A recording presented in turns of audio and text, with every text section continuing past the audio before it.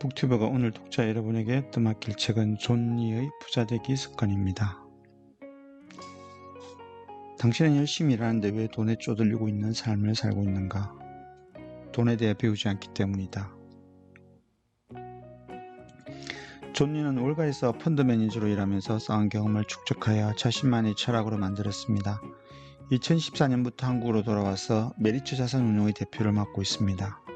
국내에 들어온 후 저자는 한국인의 주식 투자에 대한 인식을 바꾸는 데 힘쓰고 있습니다. 경제독립버스라는 명칭으로 전국 투어를 하면서 1,000번 이상의 강연을 하였으며 4만 명의 사람을 만났다고 합니다. 거의 모든 도시와 각계각층의 사람들을 만났습니다. 이와 함께 37만 명의 구독자를 가진 유튜브 채널 존 리 라이프스타일 주식도 운영하고 있습니다. 작년 1월에 발행된 이 책은 지난 4월까지 29세를 발행하였으며 존 리는 주식 전도사의 대명사로 인식되고 있습니다. 방송활동도 활발하게 하고 있어서 주식을 하는 사람이든 아니든 한 번쯤은 들어본 유명한 인사입니다. 저자는 1장에서는 부자가 되지 못하는 이유를 설명합니다. 저자는 사교육비, 자가용, 부자처럼 보이려는 라이프 스타일을 지적하고 있습니다. 그 외에 원금 보장의 늪에 빠지지 말라고 하면서 부동산에 대한 집착, 주식에 대한 편견에 대해 이야기합니다. 2장에서는 돈을 위해 일하지 말고 돈이 당신을 위해 일하게 하라고 이야기합니다. 은퇴를 준비하는 것과 자녀를 자본가의 길로 끌어들이는 방법과 함께 주식이나 주식형 펀드에 반드시 투자하라고 조언하고 있습니다. 마지막 장은 경제 독립을 위한 과정을 10단계로 나누어 설명합니다. 자산 현황표를 만들고 부채를 줄이고 여유자금을 만들어서 주식과 퇴직연금, 연금저축펀드에 투자하는 단계를 알려줍니다. 구체적 목표를 세우고 항상 긍정적인 생각을 가지라고 주문하면서 무엇보다 당장 시작하라고 합니다. 이 책의 주된 내용은 주식 투자에 관한 것입니다. 저자가 말하는 주식 투자는 우리가 일반적으로 사고 파는 주식과는 조금 다릅니다. 저자는 주식은 테크, 즉 기술이 아니라 철학이라고 합니다. 주식 투자를 한다는 것은 참을성과의 싸움이라고 강조합니다. 주식 투자는 재테크가 아니다. 테크닉이 아니란 뜻이다. 주식은 사고 파는 것이 아니라 꾸준히 모으는 것이다. 좋은 기업의 주식을 흔들림 없이 보유하는 것, 그것이 훌륭한 투자가가 되는 가장 확실하고 유일한 방법이다. 1억 투자로 156억을 벌었다고 하는 강방천 에셋플러스 자산운용 회장께서 어느 TV 프로그램에 나와서 좋은 것이라면 오래 함께 하라고 하면서 그냥 묻어두고 수면제를 먹으라고 한 내용과 일맥상통한다고 할 수 있습니다. 꾸준히 모으라고 했는데 저는 꾸준히 사고 팔고 있습니다. 흔들림 없이 보유하라고 했는데 저는 1년 이상 보유해 본 주식이 없습니다. 저는 철학이 없기 때문이겠죠. 존 리는 모으기만 하고 팔지는 않을까요? 그렇지는 않습니다. 저자가 말하는 매도 시점은 3가지 경우일 뿐입니다. 첫 번째는 주가가 회사 가치보다 과도하게 오르거나 시장에서 소위 테마주 등으로 불리며 유행에 따라 올랐을 경우입니다.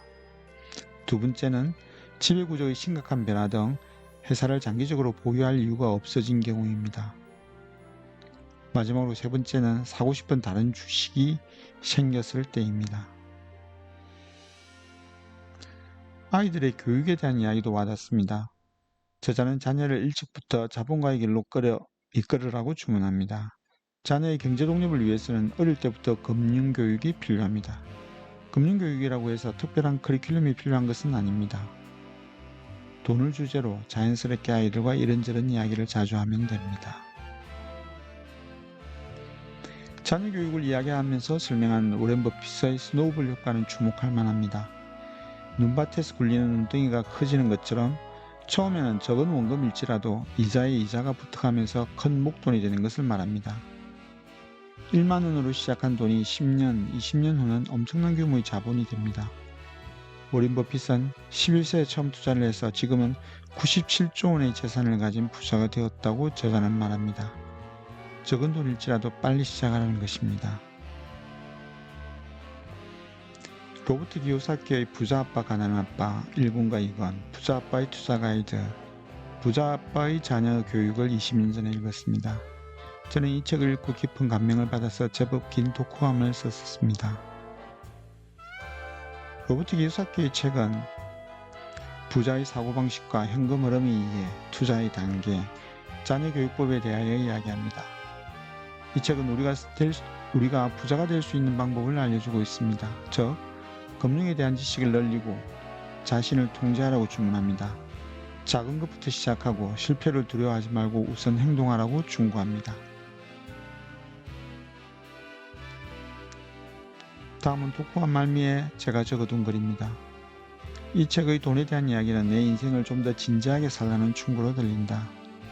내가 직장에서 단지 열심히 충성을 다해 일했다는 사실만으로 직장에서 퇴직 후 나와 가족의 안정적인 생활을 보장해 줄 수 있을까?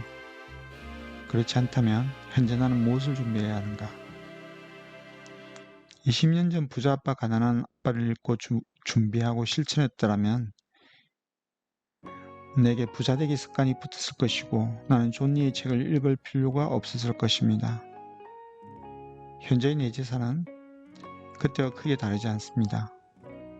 부자와 관련된 책을 읽는 게 다 무슨 소용인가 하는 생각이 듭니다. 책이 필요 없다면 무엇이 필요한 것일까요?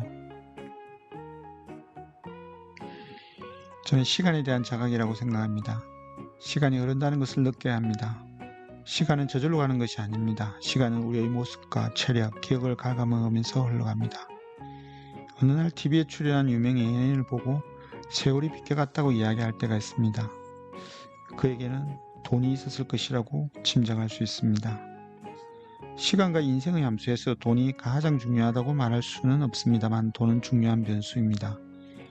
돈이 있다면 우리의 모습과 체력, 기억을 덜 잃어버리거나 시간 자체를 즐길 수가 있을 것입니다. 저도 늦게 자각했습니다. 늦었다는 것보다는 자각했다는 사실이 중요합니다. 몇 년 후에는 지금 내가 가진 것들을 더 많이 내려놓고 홀로 시간과 맞서야 할 것입니다. 저는 이런저런 시도를 하고 있습니다. 어떤 시도를 하고 있는지는 재생 목록 중 라이프 디자인에서 한 가지씩 정리를 해볼 예정입니다.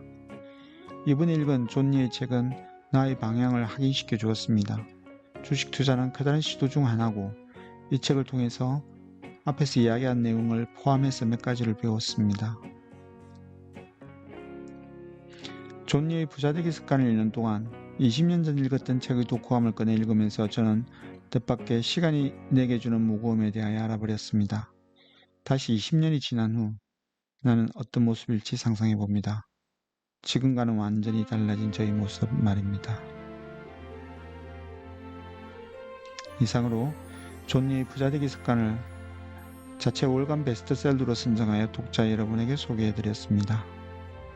감사합니다.